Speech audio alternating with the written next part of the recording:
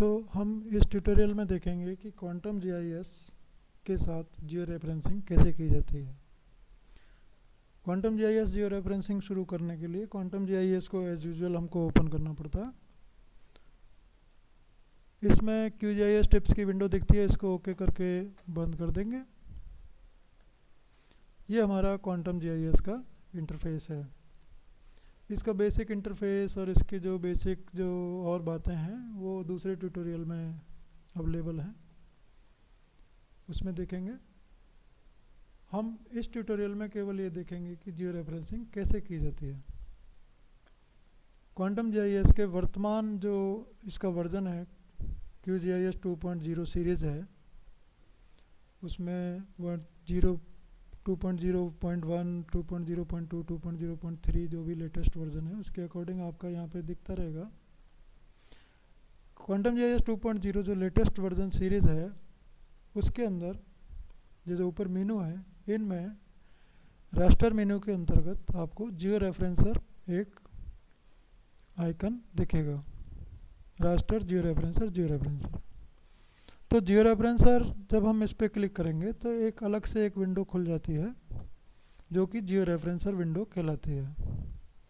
इस जियो रेफरेंसर विंडो के ऊपर भी आपको ये देखने को मिलेगा कि इसके टूल्स हैं, इसके मेनू हैं, वो कुछ आपको सिमिलरिटी में क्वांटम जीआईएस की तरह दिखेंगे। बट ये जियो रेफरेंसर विंडो है, सेपरेट विंडो है। देखिए यहाँ पे जियो रेफरेंसर लिखा हुआ है, ये क्वांटम जीआईएस लिखा हुआ है। तो ये एक सेपरेट टूल हुआ, या कह सकते हैं जियो रेफरेंसिंग करने की एक मशीन हो गई। इसके अंदर जितने भी आपके रास्टर मैप्स हैं जो कि अनयूज्ड और नॉन जियो रेफरेंस पड़े हुए हैं, उनको आप इसमें ला करके जियो रेफरेंस कर सकते हैं। तो शुरुआत हम करेंगे एक टोपोशीट के जियो रेफरेंसिंग से, क्योंकि भारत में ज़्यादातर as a base layer toposheet ही काम में ली जाती है। और टोपोशीट की जियो रेफरेंसिंग बहुत ही ईजी है, क्योंकि उसमें हमको 4 कॉर्नर पे 4 ज्योग्राफिक लोकेशंस लिखी हुई ऑलरेडी मिल जाती हैं। सो जियो रेफरेंसर में हमको कोई एक ट्रेनिंग के पॉइंट चाहिए होते हैं जिनको हम बोलते हैं ग्राउंड कंट्रोल पॉइंट्स, GCPs। उसके अलग अलग मेथड्स हैं, अलग अलग मेथड्स में अलग अलग ग्राउंड कंट्रोल पॉइंट्स ज़रूरी होते हैं। हमारा पॉलिनोमियल 1 मेथड होता है, उसके अंदर 3 ग्राउंड कंट्रोल पॉइंट काफ़ी होते हैं। हमारी टोपोशीट पर 4 पॉइंट्स मिलते हैं। किसी भी मेथड के लिए जितने ग्राउंड कंट्रोल पॉइंट्स ज़रूरी हैं उतने हैं या उससे ज़्यादा हैं, ज़्यादा बेहतर हैं, और मिनिमम उतने चाहिए ही होते हैं। तो पॉलिनोमियल 1 में हमको 3 पॉइंट चाहिए, टोपोशीट में 4 पॉइंट ऑलरेडी हैं। पॉलिनोमियल 2 में 6 पॉइंट्स चाहिए होते हैं और टोपोशीट में हमको केवल 4 पॉइंट मिलते हैं, इसलिए हम पॉलिनोमियल 1 ही यूज़ कर सकते हैं। देखिए आगे की बातें हैं, अभी देखेंगे उसमें ये सब कुछ बीच में आएगा। तो जियो रेफरेंसर विंडो में देखिएगा, सबसे पहले जो काम करेंगे वो है कच्चा रास्टर लेके आना, जो कि अभी जियो रेफरेंस नहीं है। उसके लिए ये बटन मैंने क्लिक किया था, ओपन रास्टर। तो जहाँ पर आपका वो रास्टर जो आपने बाज़ार से ख़रीदा, किसी से लिया, उसको फिर स्कैन कराया, वो किसी भी फॉर्मेट में हो, JPG में हो, टिप में हो, वो कहाँ पे रखा हुआ है आपके सिस्टम में, ये आपको देखना पड़ेगा। ठीक है। तो मेरे जो रास्टर है मेरे पास 45K10 टोपो कलर करके नाम से है, जो मैंने करीब 125 रुपये में एक सर्वे ऑफ इंडिया के वेंडर से ख़रीदी थी, और उसके बाद उसको मैंने स्कैन कराया करीब 150 रुपीज़ में, और वो मेरे पास करीब 200-250 रुपये में एक इमेज आ जाती है। ये मेरा खसरा मैप है। तो मैं शुरुआत टोपोशीट से करूँगा, फिर देखेंगे खसरा मैप को कैसे जियो रेफरेंस करते हैं। तो टोपोशीट मेरे को लेनी है, मैंने ओपन रास्टर किया था, दोबारा करेंगे ओपन रास्टर। अब ये कहाँ रखा हुआ है? मेरे इस ट्यूटोरियल के दौरान मेरा जो डाटा है वो ऐप में रास्टर, ऐप के अंदर कोर्स डाटा GCS रास्टर। जैसा कि आप अगर ट्रेनिंग में मेरे यहाँ आए हुए होंगे तो उसमें आपको ये पाथ पता होगा, ज़्यादातर मैं इसी पाथ के साथ मैं ट्रेनिंग प्रदान करता हूँ। Unrectified topo index, app, course data GCS, raster, unrectified topo index, इसमें सारे डाटा अनरेक्टिफाइड पड़े हुए हैं। तो इसमें से 45K10 टोपो कलर टोपोशीट लेंगे जो भीलवाड़ा के आसपास की है। बाय डिफ़ॉल्ट ये एक विंडो दिखाता है जिसके अंदर ये coordinate reference system selector window कहलाती है। इसके अंदर ये कमांड दिया हुआ है, एक ऑलरेडी एक कमांड इसमें पड़ा हुआ है कि जब भी इसको कोई अननोन चीज़ दिखाई पड़ती है जिसका कोई इसको कोऑर्डिनेट रेफरेंस नहीं मिलता है, तो ये विंडो को ओपन करके उसका कोऑर्डिनेट रेफरेंस पूछता है। अब इस टोपोशीट में कोई कोऑर्डिनेट रेफरेंस सिस्टम नहीं है, इसलिए बाय डिफ़ॉल्ट ये खुल गई है ये उस कमांड के कारण। ठीक है, मगर अभी इसका कोई मीनिंग नहीं है क्योंकि अभी हमारे उसमें कुछ भी नहीं है, तो वो सिंपली इसको ओके कर देंगे। ओके, इसको ओके करने के बाद में वो उसको पीछे उसको टोपोशीट को लेके आ जाता है। यहाँ पे ये जो टोपोशीट हमें दिख रही है ये छोटी दिख रही है। अब हम ये भी जान चुके हैं कि जियो रेफरेंसर एक अलग से एक टूल है, ये क्वांटम जीआईएस उसके पीछे है, इसी में से जियो रेफरेंसर निकला है और इसका ही एक भाग है। तो अब ये दोनों हमें अलग अलग दिख रहे हैं, इसलिए अब इसको मैं जान गया हूँ, इसलिए इसको थोड़ा बड़ा कर लेता हूँ। इस जियो रेफरेंसर में देखिएगा नीचे एक जीसीपी टेबल भी होती है, अगर हम जीसीपी डालते हैं तो वो नीचे टेबल में भी दिखाई पड़ते हैं। तो ये मेरी कच्ची मैप है, कच्चा मैप है जिसमें कोई जीआईएस नहीं है, कोई जी नहीं है, कोई ज्योग्राफी नहीं है, अभी इसको कुछ भी नहीं पता। ये लिखे हुए हैं 4 पॉइंट, मगर ये इसको ब्लैक एंड वाइट 4 लिखा हुआ मान रहा है, मगर इसको पता नहीं है कि इनका क्या मतलब है। ठीक है, अब अगला जो स्टेप है किसी भी मैप को जियो रेफरेंस करने के लिए, उसमें स्टेप है उसके अंदर जीसीपी डालना, जो नोन पॉइंट्स हैं। जीसीपी माने नोन पॉइंट्स या कंट्रोल पॉइंट्स जो हमको पता है। तो सबसे पहला पॉइंट मेरा यहाँ है, दूसरा पॉइंट यहाँ है, तीसरा पॉइंट यहाँ है, चौथा यहाँ है। तो सबसे पहला पॉइंट जूम करेंगे, इसमें ऊपर टूल है, इसमें से ये मैप नेविगेशन टूल बार है। ये टूल बार अगर कभी गायब भी हो जाए तो यहाँ से आप इनको ले सकते हैं। अगर जीसीपी टेबल गायब हो जाती है, फाइल, ये टूल बार है, एडिट टूल बार है, उसके बाद व्यू टूल बार है, और एक ये आपका हिस्टोग्राम वगैरह की टूल बार है, लिंक जियो रेफरेंसर टू QGIS। ये अलग अलग टूल्स हैं इसके अंदर और ये टूल बार्स हैं, तो इनको आप यहाँ से ला सकते हैं।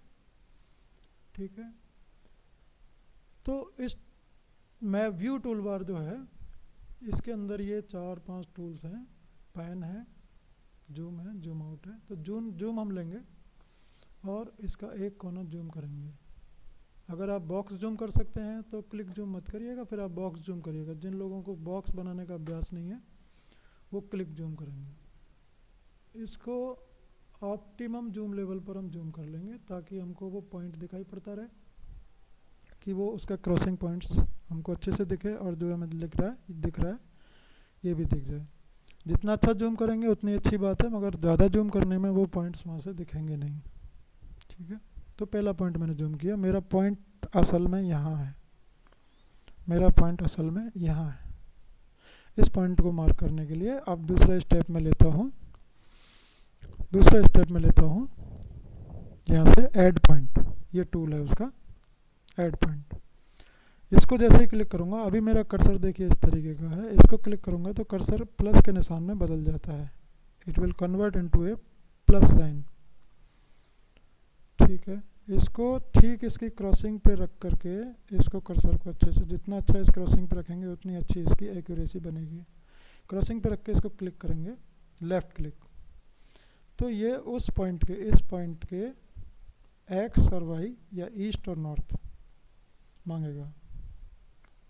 ठीक है, अगर एक्स से आपको समझ में नहीं आए तो ईस्ट समझ में आ जाएगा कि ये लॉन्जिट्यूड की बात कर रहा है। लॉन्जिट्यूड ईस्ट में होते हैं सदा, तो एक्स या ईस्ट जो है वो ये लॉन्जिट्यूड की बात कर रहा है, हिंदी में बात करेंगे देशांतर की बात कर रहा है। तो इस पॉइंट का देशांतर क्या है 7430, और ये अक्षांश की बात कर रहा है वाई या नॉर्थ। अक्षांश इसका क्या है इस पॉइंट का 25 डिग्री 45 मिनट्स। अब हमारे पास इसको व्यक्त करने के 2 तरीके हैं। अब हम इसको अगर डिग्री मिनट सेकंड में लिखना चाहते हैं तो हमको इसके बीच में स्पेस देना पड़ेगा, 74 स्पेस 30, जिसको ये बाद में ऑटोमेटिकली इसको डिजिट में कन्वर्ट कर देगा और इसको लिखेगा 74.5।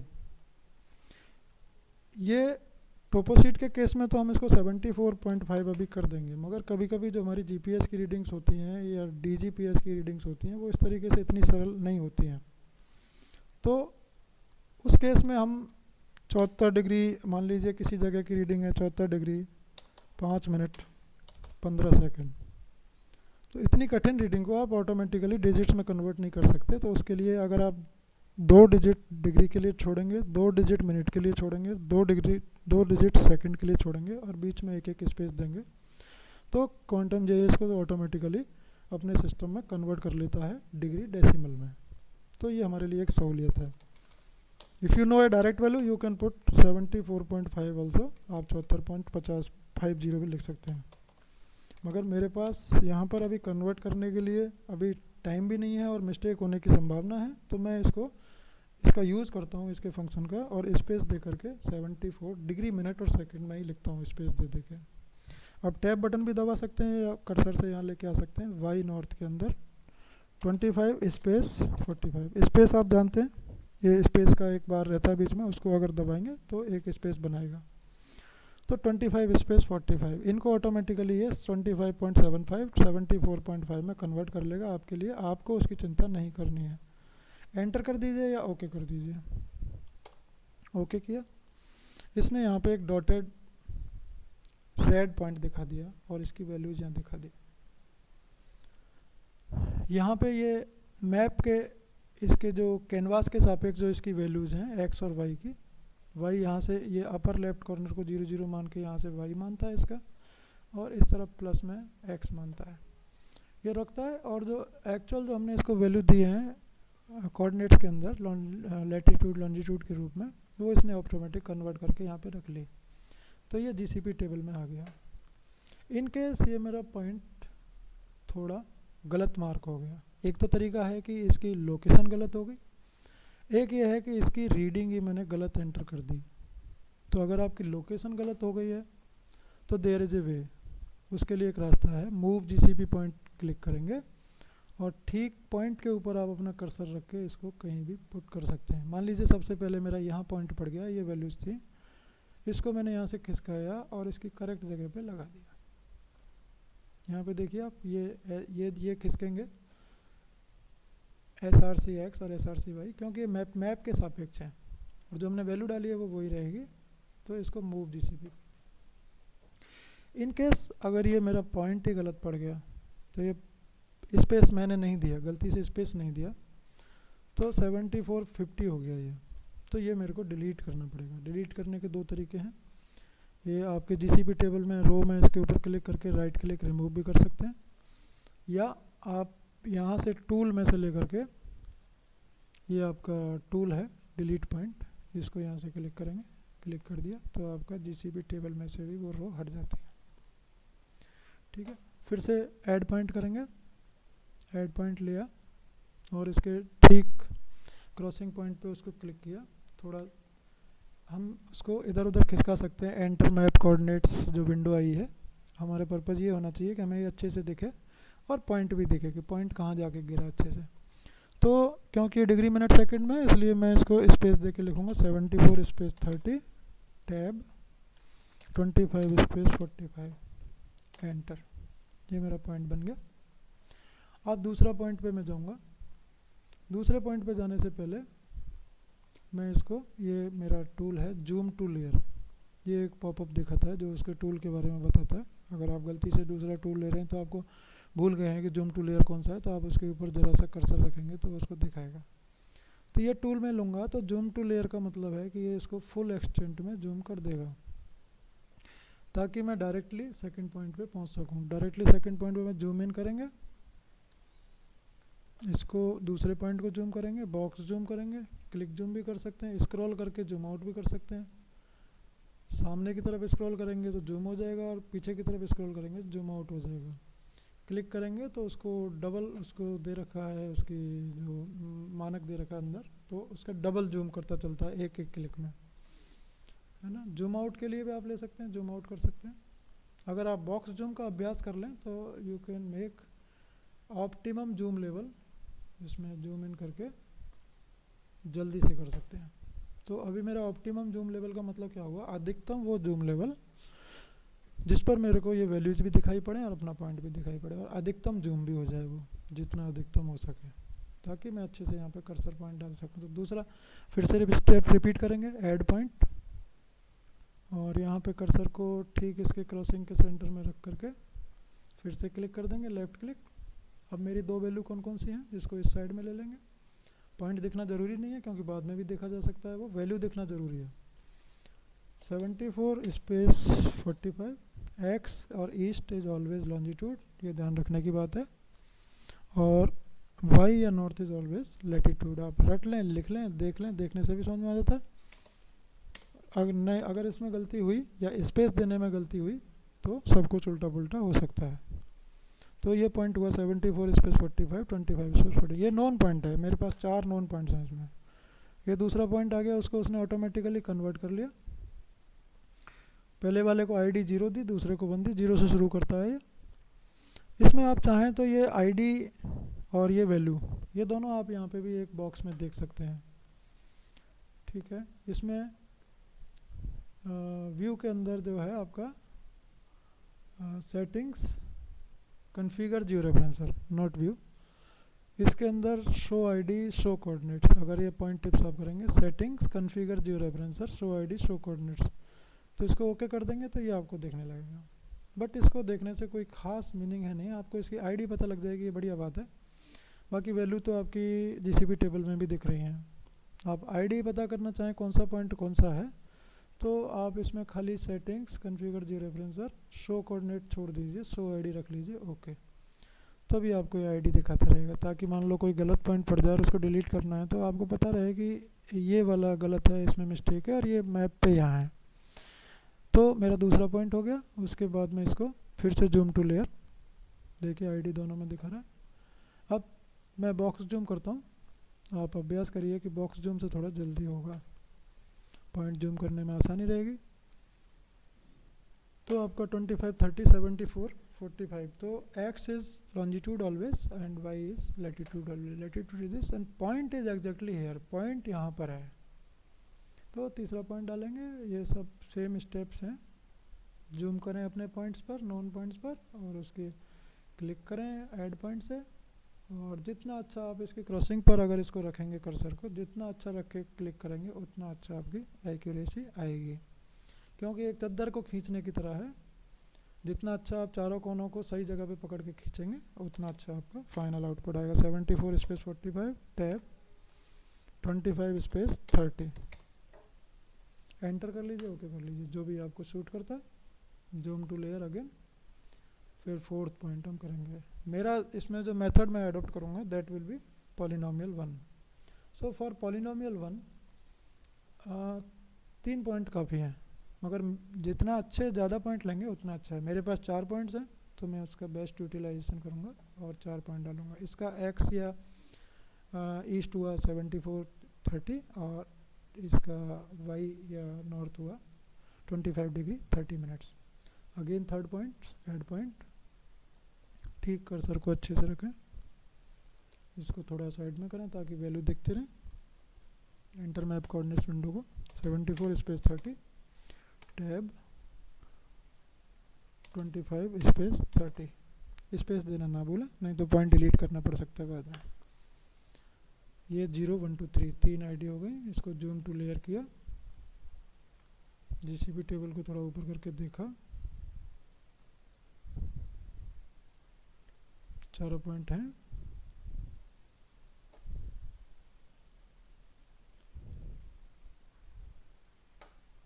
ठीक है, 0, 1, 2, 3 ऑल पॉइंट्स आर विजिबल। ये आप एक बार फिर देख लीजिए, इसमें कोई अतिशयोक्ति ना हो जाए, कोई स्पेस देना ना भूल जाए। तो यहाँ पर सब कुछ ठीक है, आईडी ठीक है, 4 पॉइंट मेरे ठीक है। इस पॉइंट पे आप चाहें तो रिमूव कर सकते हैं, अगेन डाल सकते हैं। इसमें कोई क्लॉकवाइज एंटी क्लॉकवाइज चलना है ऐसा कुछ भी कोई बात नहीं है, आप जो भी पॉइंट पहले डाल सकें। क्लॉकवाइज एंटी क्लॉकवाइज से आपको थोड़ा ध्यान रहता है कि मैं कितने पॉइंट्स मेरे हो गए। तो मेरा एक स्टेप कंप्लीट हुआ, एंटर नॉन कोऑर्डिनेट्स या एंटर जीसीपी पॉइंट्स, इसमें मैंने डाल दिया इसको। अब इसके बाद थर्ड स्टेप्स है, इसमें इसको बताएंगे कि कौन से मेथड से इसको ये ट्रांसफॉर्मेशन करना है और कुछ आउटपुट का नाम क्या देना है और किस तरीके से करना है। तो वो सब होगा सेटिंग्स, ट्रांसफॉर्मेशन सेटिंग्स। सो पहला स्टेप हुआ जो आपका जियो रेफरेंसर को खोलिएगा, रास्टर मेनू जियो रेफरेंसर क्वांटम जियो इसमें। दूसरा स्टेप हुआ जब आपका जियो रेफरेंसर विंडो खुल जाता है, उसके अंदर ओपन रास्टर, ऐड रास्टर, जो भी आपका एक लेफ्ट में ये जो आपका टूल है इससे ऐड करेंगे ओपन रास्टर। उसके बाद 4 पॉइंट्स जितने भी आपके पास नोन पॉइंट्स हैं वो डालेंगे, और इसमें 4 हैं तो 4 डाल पाएँ, 3 ज़रूरी हैं पॉलिनोमियल के, 4 डाल दिए, अच्छी बात है, 4 डाल दिए, ठीक है। ये जूम टू लेयर काम में लिया, जूम काम में लिया इधर, और इसमें ऐड पॉइंट इधर काम में लिया, ज़रूरत पड़ी तो डिलीट पॉइंट और मूव जीसीवी पॉइंट। अगला step transformation settings transformation settings. इसके अंदर पहली बार हो सकता है यहाँ पर आपको ये स्क्रॉल खाली दिखेगा, तो इसमें आप पॉलिनोमियल 1 ले लेंगे, क्योंकि हमारे पास 4 ही पॉइंट हैं। अगर 6 पॉइंट होते तो हम पॉलिनोमियल 2 भी ले सकते थे, तो पॉलिनोमियल 1 लेंगे क्योंकि 6 से कम है और इसलिए 3 से ज़्यादा हैं, तो पॉलिनोमियल 1 ही चलेगा। इसको लिया। रीसैम्पलिंग मेथड फर्स्ट टाइम आपको इसमें बाय डिफ़ॉल्ट दिखेगा नियरेस्ट नेबर, क्योंकि ये टोपोशीट है इसलिए इसमें रीसैम्पलिंग में सिंपल कलर ही आते हैं उसमें से, पुरानी इमेज में से उठ के, और इसमें टोपोशीट में हमारे पास में कोई इसका कलर से ज़्यादा हमको कुछ करना नहीं है, इसलिए नियरेस्ट नेबर ईजीएस्ट मेथड है और जल्दी होता है। अगर हम सेटेलाइट इमेजरीज वगैरह को करते हैं तो उसमें फिर ये क्यूबिक स्प्लाइन और ये लीनियर वगैरह दूसरे मेथड लिए जाते हैं, क्योंकि एक नई फाइल बनाता है उसके अंदर पिछली फाइल से ये उसके पिक्सल्स में से कलर वैल्यूज़ लेता है, तो उसमें नियरेस्ट नेबर इसमें पास वाले पिक्सल से ले ले, या पास के 9 पिक्सल से ले,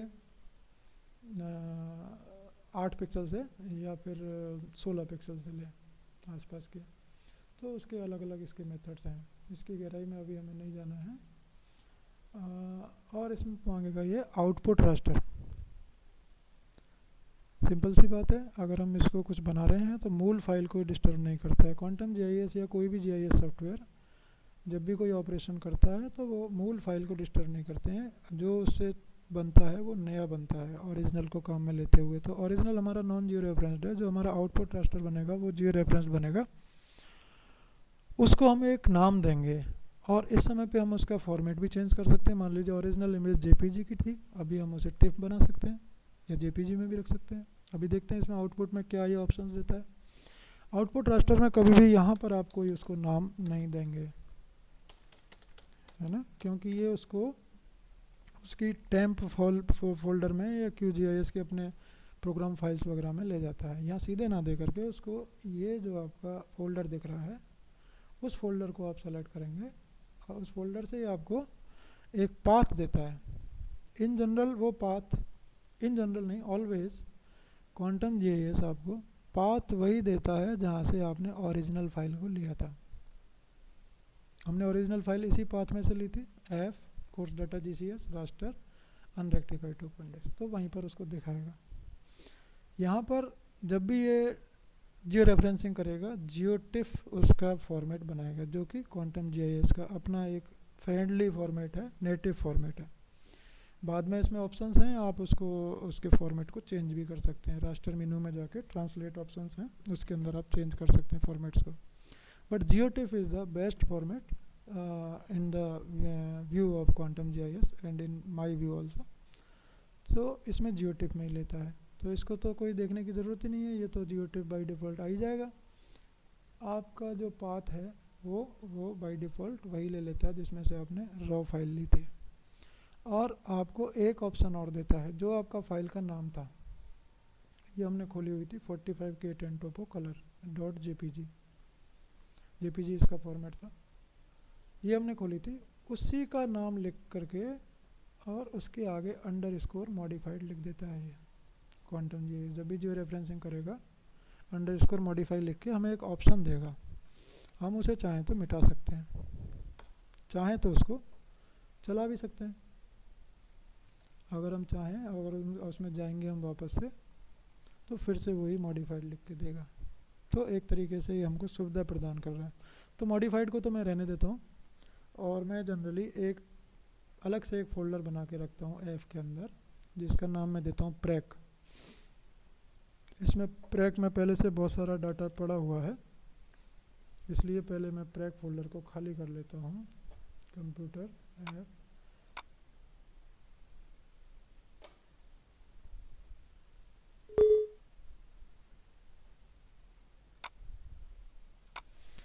कंट्रोल ए, शिफ्ट डिलीट, ये मैंने खाली कर दिया। तो मेरा जो प्रैक फोल्डर है उसमें मैं अपना काम शुरू कर रहा हूँ। तो आउटपुट रास्टर में मैं गया तो इसने जो बाय डिफ़ॉल्ट मेरे को पाथ सजेस्ट किया उसको मैं चेंज कर देता हूँ। नाम जो इसने सजेस्ट किया उसके रख लेता हूँ। एफ़ के अंदर प्रैक में जा कर के पाथ चेंज हो गया। तो अब मेरा ये जा रहा है माई कंप्यूटर ऐप प्रैक, उसके अंदर ये फाइल बन रही है 45 K10 topo colour underscore modified GOT format में बन रही है। ओके, तो ये आउटपुट रास्टर में वो पूरा पाथ लिखा हुआ आ जाता है। टारगेट SRS, ये जब आप फर्स्ट टाइम इंस्टॉल करेंगे तो ये आपका खाली रहेगा, खाली रहेगा। ये आपका है जब भी किसी मैप को हम ज्योग्राफिक वे में लेके आते हैं तो उसको ये बताना पड़ता है कि उसका पृथ्वी के सापेक्ष जो हम उसको डिस्प्ले करेंगे उसको हम अपने वर्चुअल ग्लोब में क्वांटम GIS में या किसी भी GIS सॉफ्टवेयर में देखेंगे तो उसका प्रोजेक्शन सिस्टम क्या होगा। तो दो तरह के प्रोजेक्शन सिस्टम्स होते हैं, geographic coordinate system and projected coordinate system. Geographic coordinate systems में हम उसे किसी भी मैप को लॉन्जिट्यूड लैटिट्यूड के वे में सिंपल अपने 2 डायमेंशन में देखते हैं। प्रोजेक्टेड कोऑर्डिनेट सिस्टम में जनरली हम मीटर्स के अंदर अपने जो मीट्रिक यूनिट्स हैं या अपने FPS में भी जिसमें जैसे प्रोजेक्शन के हिसाब से फिक्स रहता है उसके अंदर देखते हैं। अभी हमारे इस ट्रेनिंग के सेशन के दौरान जितने भी हम काम करेंगे वो जियोग्राफिक कोऑर्डिनेट सिस्टम में करेंगे, जिसका बेस्ट जो कोऑर्डिनेट सिस्टम है वो है EPSG 4326। आप चाहें तो यहाँ पर इसको टाइप भी कर सकते हैं, कोलन 4326। क्वांटम GIS में एक बार आपने अगर इसको यूज़ कर लिया तो वो अगली बार आपको इसको फिर इसको इस तरीके से लिखने की ज़रूरत नहीं पड़ेगी, ये बाय डिफ़ॉल्ट उसमें आता रहेगा हर बार। जैसा कि आपने देखा था पहले आ रहा था, मैंने मिटाया था।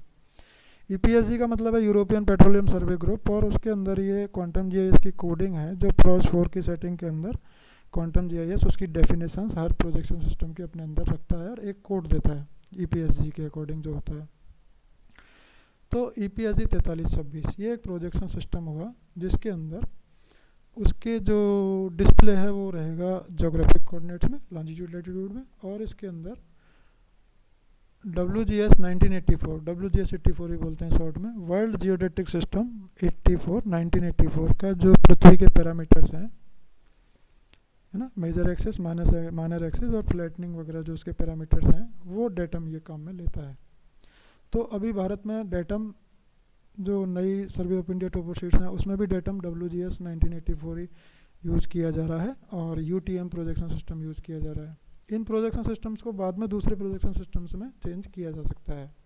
मेजर चीज़ है डेटम। डेटम आपका GPS, पूरी दुनिया में जितने भी GPS हैं अभी जो बाय डिफ़ॉल्ट वही डेटम यूज़ करते हैं WGS 1984, और ये भी प्रोजेक्शन उसको यूज़ करता है। और कोई भी प्रोजेक्टेड कोऑर्डिनेट सिस्टम होता है तो वो उसमें भी WGS 84 रखना ही अच्छा है। तो इस वाले जो प्रोजेक्शन सिस्टम का डेटम WGS 1984 रहता है, इसका कोड 4326 है। तो यहाँ डायरेक्ट टाइप भी कर सकते हैं और एक पहली बार के लिए ऑप्शन है, यहाँ से भी आप उसको जा सकते हैं इस फोल्डर से। आप फर्स्ट टाइम क्वांटम GIS अगर इंस्टॉल करेंगे तो उसके अंदर यहाँ पर ये कोऑर्डिनेट रेफरेंस सिस्टम में WGS 84 दिखेगा ही दिखेगा, उसके अंदर दिखेगा। और आपके coordinate reference system of the world यहाँ पर आपको ज्योग्राफिक कोऑर्डिनेट सिस्टम में भी वो अंदर दिखेगा। मगर बहुत सारे कोऑर्डिनेट सिस्टम्स हैं, सैकड़ों कोऑर्डिनेट सिस्टम्स हैं ज्योग्राफिक के अंदर भी और प्रोजेक्टेड के अंदर भी, और यूज़र डिफाइंड भी होते हैं। हम अपना प्रोजेक्शन सिस्टम भी बना सकते हैं, मगर वो थोड़ी डीप और बातें हैं, वो बहुत एडवांस यूज़र्स के लिए ठीक है। हमारे पास जो नॉन प्रोजेक्शन सिस्टम्स हैं उसी में पूरे इंडिया के सारे गवर्नमेंट डिपार्टमेंट्स और प्राइवेट सभी काम करते हैं, इसलिए हमें कोई ऐसा एडिशनली कोई नया प्रोजेक्शन सिस्टम अभी बनाने की ज़रूरत नहीं है। तो अपना ज्योग्राफिक और प्रोजेक्टेड में से अपना कोऑर्डिनेट सिस्टम कैसे निकालें, तो इसमें एक फ़िल्टरिंग का सिस्टम है। जैसे मेरे को पता है कि मेरे कोऑर्डिनेट सिस्टम का EPSG कोड कितना है 4326, तो अगर मैं 4326 यहाँ टाइप करूँगा तो केवल इसको निकाल के रख देगा उसमें से। जैसे मेरे को पता है UTM जोन 43 नॉर्थ का जो कोड है 32643 है, तो ये WGS UTM जोन और ये इसको पूरा यहाँ पे दिखा देगा। जब तक आपका यहाँ पे नहीं आएगा वो वहाँ पे काम नहीं करेगा। तो आपका जब ही आएगा जब आप यहाँ सेलेक्ट करेंगे। तो मेरा 4326 में काम होगा। यहाँ सेलेक्ट किया तो 43, यहाँ सेलेक्ट करने का कुछ नहीं है, 4326 और यहाँ सेलेक्ट किया तो यहाँ बदल जाएगा। देखिए ये डेफिनेशंस अभी UTM 43 जोन 43 नॉर्थ की हैं, अभी इसकी डेफिनेशन बदल जाएंगी। ये देखिए projection longlat plus datum WGS 84 no definition, इस तरीके से इसका ये पैरामीटर्स हैं। तो इसको सेलेक्ट किया और अगर मैंने ओके कर दिया तो ऑटोमेटिक ये वहाँ पे अपने आप भी आ जाएगा। ये था नहीं पहले। ये देखिए दोबारा से करते हैं, 4326 यहाँ पर सेलेक्ट किया, इधर आ गया, ओके कर दिया, ये ऑटोमेटिक। अब आगे आने वाले टाइम में जब इसको ओके कर देंगे तो वहाँ ऑटोमेटिक मेरे को यहाँ पे दिखता रहेगा 4326। बाकी और कुछ भी नहीं करना है। एक ही ऑप्शन है load in QGIS when done. Load in QGIS when done, इसमें एक बार आप सेलेक्ट कर लेंगे तो आगे भी सेलेक्ट होता हुआ मिलेगा। इसका मतलब है कि जो आउटपुट मेरा बन रहा है उसको वन टाइम, बाद में तो ऐड रास्टर से जा करके उसको ऐड कर सकते हैं कभी भी अपने कंटेंट GIS के मैप कैनवास पे, बट एक बार मेरा काम होने के बाद में क्वांटम GIS में दिख जाए, चला जाए, तो मेरा एक बार की मेहनत बच जाती है। तो ये सिंपली वो काम करता है। तो मेरा ट्रांसफॉर्मेशन टाइप पॉलिनोमियल 1 हो गया, रीसैम्पलिंग मेथड, नियरेस्ट नेबर, बाकी ये तीनों चीज़ आगे बाय डिफ़ॉल्ट आती रहेंगी। केवल आउटपुट रास्टर का पाथ देना पड़ेगा, यहाँ से नाम देना पड़ेगा, प्रैक फोल्डर वगैरह चेंज करके, और टारगेट SRS ऑटोमेटिक आ जाएगा अगली बार, उसकी ज़रूरत नहीं है। अगर ये बाय डिफ़ॉल्ट आपको उसी फोल्डर में ले जाके नहीं रखता है जिसमें से आपने किया था और ये मॉडिफाइड नहीं लिखता है, ऐसा केस भी कभी कभी होता है, आई डोंट नो, ये हो रहा है अभी, तो उस केस में आप दोबारा से उसको ये सब ऐड करेंगे और फिर से ये 4 पॉइंट आप लोड करेंगे। एक बार GCP सेव कर लेता है, बाद में लोड कर लेता है, अभी देखेंगे कैसे होगा वो। तो load in QGIS when done करेंगे और ओके कर देंगे तो मेरा ये स्टेप पूरा हो गया। ट्रांसफॉर्मेशन सेटिंग्स पूरी हो गई। अब ट्रांसफॉर्मेशन सेटिंग भी हो गई और आउटपुट रास्टर उसमें हो ही गया और मेरे चारों पॉइंट हो गए, तो मेरा सारा काम हो गया।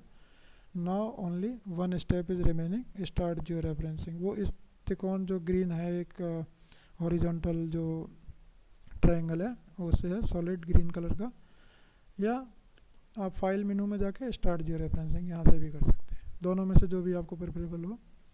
प्रोग्रेस शो करता है क्योंकि इसके लाखों पिक्सल्स को, ये एक एक पिक्सल को उसकी जोग्राफिक लोकेशन समझा रहा है और पूरे पिक्चर के साथ उसकी डेफिनेशंस अटैच कर रहा है जोग्राफिक। तो मेरा काम हो गया। मैंने इसको बोला था, मैंने इसको छोटा किया थोड़ा, मैंने बोला था load in QGIS when done. देखिए पीछे आ गया आपका, ये पाथ भी वही है, एफ प्रैक दिख रहा है आपको, ये पाथ एफ प्रैक 45 K10 टोपो कलर मॉडिफाइड, ये मैंने अभी बनाई थी रॉ में से, ये बनाई थी, वहाँ पे देखने लग गया। ये इंडेक्स में दिख रहा है, उसमें आपके लीजेंड में दिख रहा है, लेयर्स लीजेंड में, और ये आपका जियो रेफरेंसर अभी दिख ही रहा है आपको, इसी में से वो बन के ये आ गया अभी। So now my step is to come out of this georeferencer, इसमें से बाहर निकलना है। अगर मेरे पास अभी कोई दूसरा रास्टर है उसको खोलना चाहता हूँ तो यहाँ से एक रास्टर फिर और खोल सकता हूँ, तो ये कंटिन्यूस मशीन चलती रहेगी, है ना। अगर इससे डायरेक्ट बाहर आऊँगा तो डायरेक्ट भी बाहर आ सकता हूँ। इन ईच केस ये बाय डिफ़ॉल्ट ये पूछेगा कि जो ये 4 GCP पॉइंट्स हैं, क्या इनको आप सेव करना चाहते हैं। ठीक है, आप यहाँ से सीधे भी कर सकते हैं, फिर नहीं पूछेगा, सेव GCP पॉइंट एज में कोई और फोल्डर भी बता सकते हैं। और यहाँ पर अगर ये बाहर आते समय मेरे से पूछेगा सेव GCP पॉइंट्स, सेव करेंगे तो ये वहाँ ले जाएगा इसको, F course data GCS unrectified topo index, by default उसी में जा करके सेव कर देगा उसको, और इसका भी नाम वही रख देगा 45 K10 टोपो, और इसके पॉइंट्स डॉट पॉइंट्स, ये डॉट पॉइंट्स फाइल बनती है। तो इसको मैं यहाँ से सेव ना करके प्रैक में सेव पहले ही कर देता हूँ, सॉरी।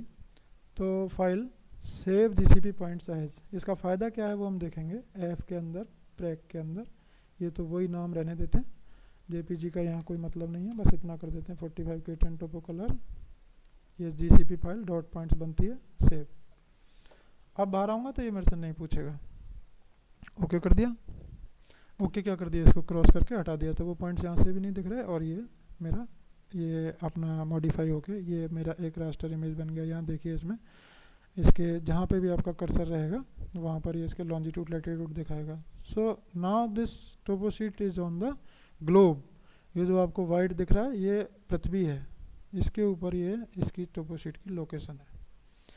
आप इसको कहीं भी रखिए वो पॉइंट वही लोकेशन बताएगा। यहाँ पर देखिए नीचे लोकेशन, और अगर आप इसको खिसका के रखेंगे लगभग वही लोकेशन, तो it is on the globe. ये रॉ रास्टर में से बना है। अब मैंने वो जीसीबी पॉइंट क्यों सेव किए थे, 1% अगर मेरी कोई गलती हो गई तो मैं अभी इसमें और कोई चेंज नहीं कर सकता, मेरे को वही फिर से खोल के दोबारा जियो रेफरेंस करनी पड़ेगी। रास्टर जियो रेफरेंसर ओपन रास्टर, वही मैंने लिया क्योंकि उसमें कोई छेड़छाड़ नहीं हुई थी। ओरिजिनल इज़ इंटैक्ट, अभी वही सेव है, इसमें कुछ नहीं करना क्योंकि अभी ये तो कुछ शुरुआत ही है। ये हो गया। अब लोड जीसीपी, जो मैंने जीसीपी सेव किए थे वो मैं अभी इसमें फाइल लोड जीसीबी पॉइंट्स, पहले सेव जीसीबी पॉइंट सर्च किया, लोड जीसीबी पॉइंट्स वो उसमें ही ले जाता है रास्टर अनरेक्टिफाइड में। मैंने उसको प्रैक में सेव कर दिया था, प्रैक में जाकर के 45 K10 टोपो कलर ये पॉइंट की फाइल है, GCP points file dot points open कर दिया। तो देखिए इसने ऑटोमेटिकली वो जो 4 पॉइंट थे उनको यहाँ पर डिस्प्ले कर दिया और यहाँ पे भी डिस्प्ले कर दिया। अब इसमें मैं किसी भी पॉइंट में चेंज चाहता हूँ और ऐड करना चाहता हूँ, रिमूव करना चाहता हूँ, डिस्प्लेसमेंट करना चाहता हूँ, उसको थोड़ा खिसकाना चाहता हूँ मूव करके, तो वो कर सकता हूँ। और ऐड पॉइंट्स ऐड करके इसको और रिच करके अच्छे से और दोबारा करना चाहता हूँ, तो that is up to me. तो ये मेरा लोड जीसीबी पॉइंट का फ़ायदा है। तो इसका भी कोई ज़रूरत नहीं है, मेरा जियो रेफरेंसिंग अच्छा है। अब मेरा ये जो फाइल है it is up to the mark, और यही सारे जितने भी सॉफ्टवेयर्स हैं जो 10 लाख 20 लाख 50 लाख या 5 लाख के जो सॉफ्टवेयर्स हैं वो भी यही एल्गोरिथम इस्तेमाल करते हैं, यही मेथड्स हैं। So it is standard geo referencing, और इसमें आपको बहुत ही अच्छी जियो रेफरेंसिंग मिलती है। It is easy, user friendly, और ये सब इसमें रहता है। तो इसमें मैंने आपको बताया कि ये आपका टोपो शीट का करना है, इसमें 4 पॉइंट्स हैं। मगर इन केस मान लीजिए मेरे पास कोई ऐसी फाइल है जैसे अपना खसरा मैप है, पटवारी का खसरा मैप है, उसके अंदर मेरे को पॉइंट नोन है ही नहीं, तो मेरे को पॉइंट्स कैसे लेने पड़ेंगे? या तो मैं वहाँ पर जो नोन पॉइंट्स हैं उनके ऊपर पॉइंट्स मार्क करूँगा जीपीएस के साथ, और मेरे को उसको पॉइंट लिख करके कॉपी में पॉइंट नोट कर लूँगा, और उन पॉइंट्स को मैं मैनुअली यूज़ करूँगा और मैप पर भी मैं मार्क कर दूँगा। तो फिर मैं जो जियो रेफरेंसिंग करूँगा रास्टर जियो रेफरेंसर में, तो वो पॉइंट मैं मैनुअली एंटर करूँगा।